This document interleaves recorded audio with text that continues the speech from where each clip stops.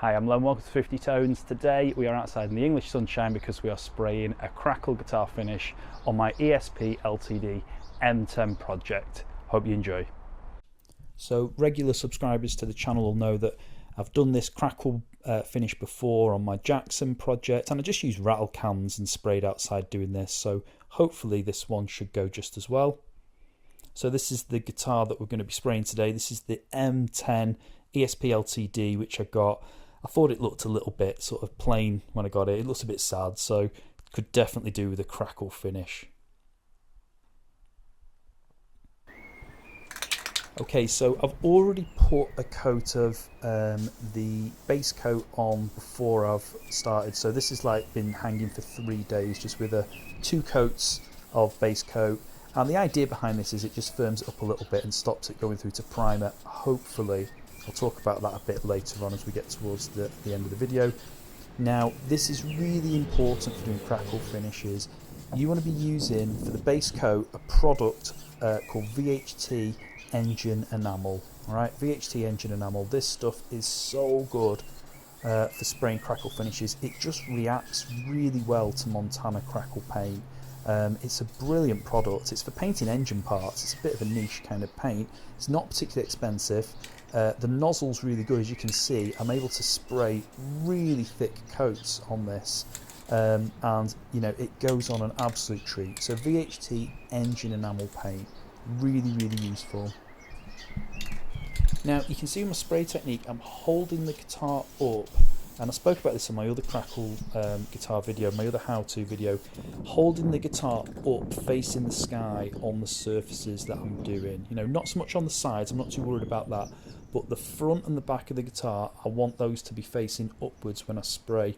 The basic thinking behind that is just that if you hold them up vertically, you'll get a lot of runoff because you're spraying so much paint on here. You know, you can see I'm putting on a massive thick coat here. You know, the guitar's had a base layer for 2 or 3 days, I think it was, and now this is the Crackle process, so I'm spraying a really thick coat on there, as thick as you can get it really. You might even have some finish dripping off your guitar. I've done that each time I've done a Crackle finish and they still work out fine, so don't panic if you get anything sort of dripping off the edge of the guitar. So that's the first coat done. Really thick coat. I let that dry now for about 10 to 15 minutes. You can see the weather's changed in those 10 to 15 minutes, and then it's on with the next coat of base coat, a VHT Engine Enamel base coat. So 10 to 15 minutes dry time, and then we're going to put our second coat on.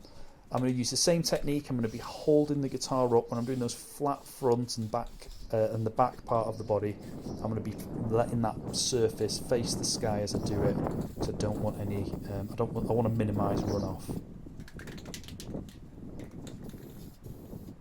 Okay, so today I was a little bit against the weather because it was forecast to rain later on. I know it looks quite sunny there, but it was forecast to rain later on, so I had to go pretty quickly with this. I only did 2 base coats, base layers.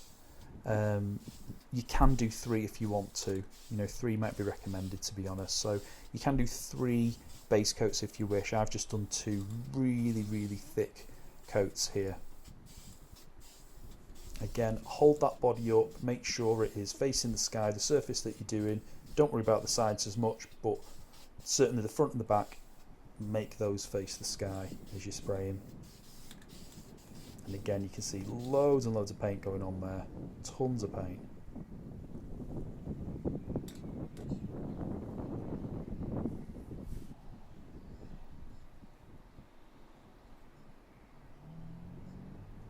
Now I'm just holding that up. Each time I do it, I sort of count to 60 seconds in my head, just going through, because you sort of want the paint to, it won't dry, but it'll set a little bit in the position it's in. So sort of wait 60 seconds before turning it over. So again, you're just trying to minimise runoff because you're putting so much paint on there. So just counting in my head to 60 here.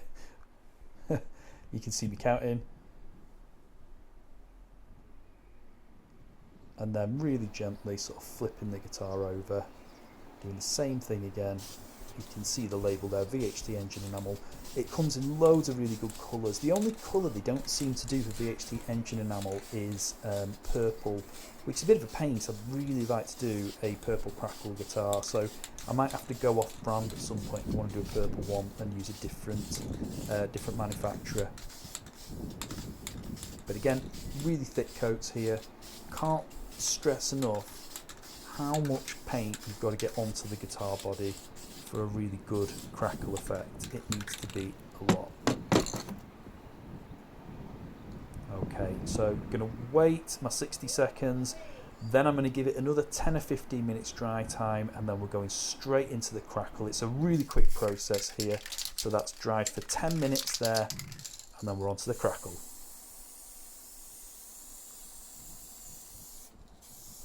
Now this is the stressful bit, getting this layer really, really thick.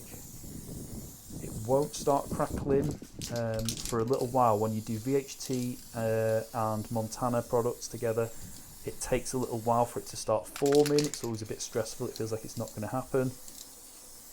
And again, really thick coat. So that lifting it upwards technique is something you really want to copy, I would say, if you're doing a crackle finish.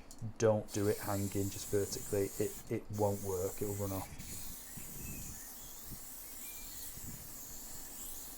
Okay, shoulders in the way here, it's really hard to film this process obviously. Just in that shot, can you see my heat gun down at the side? This is an ancient heat gun I've got, I've had this for years, and this is really, really useful for crackle finishes. I'd say you need a heat gun if you're going to do this. If you're going for this pattern that I get here, you definitely need a heat gun for this.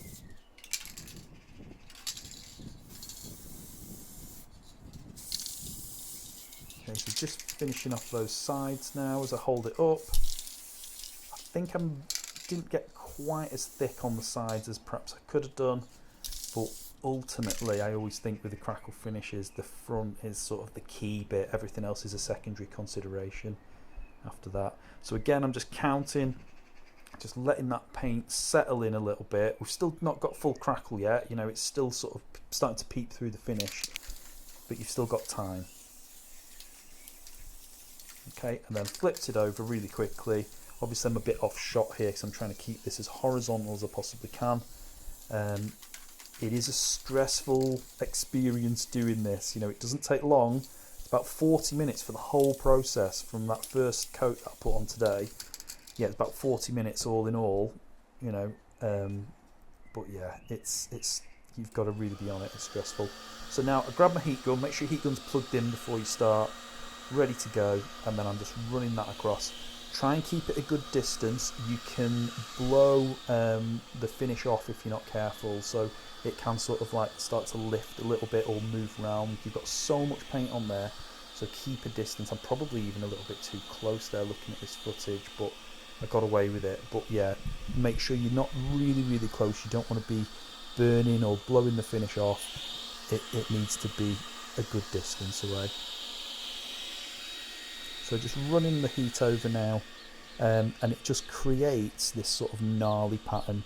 If you don't use the heat gun, VHT engine enamel and Montana Crackle, they will react together, but it's a different kind of pattern. It doesn't look like this. It looks like a sort of a tiled kind of pattern.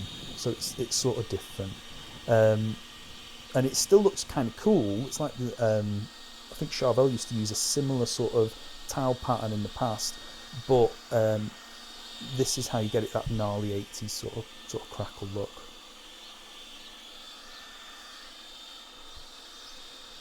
So just heat gunning all the way around it. You can start to see the crackle forming there. The back's a little bit of a tighter pattern, but like I say, it's got to be the front that matters. You know, definitely do the front first. You know, everything else is a secondary consideration. The backs and the sides, that's fine, but you've got to get that front bit looking really, really good. Okay, so you start to see the crackle pattern emerge there. Like I say, quite labour intensive, this finish, quite quick to do, and there you go, you start to see it all form. Make sure you mask, this stuff really stinks as it's drying off. I left this outside as long as I could after doing it, because it really will stink up the house if it's drying inside. But yeah, pleased with that. That's a really cool pattern. It's a little bit tight down where the strings go into the body, but I'm fine with that. I think frills will sort of cover a lot of that.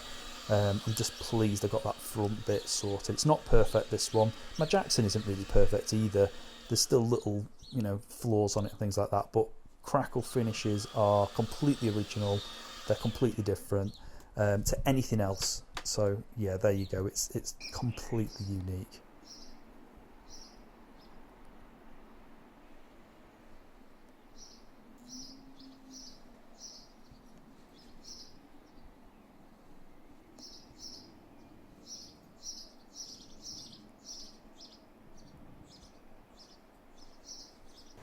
Okay, so after a few hours of drying, this is how it's starting to look.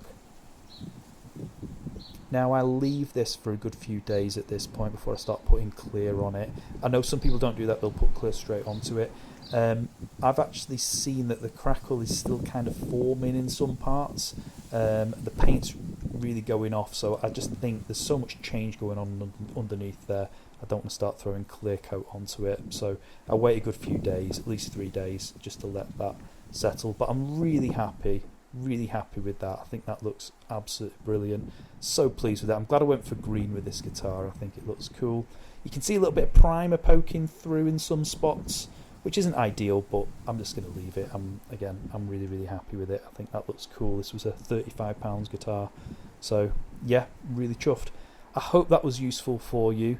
Like I say, it's an intense 40 minutes of your life doing this, but well worth it. You know, really worth it doing Crackle paint. I don't think it's as difficult as people make it out to be. You just got to follow those tips, use the right paint and everything, and you should get something looking really good. Many thanks for watching. Please do like and subscribe. Thank you for the kind comments. All the best, and I'll see you soon.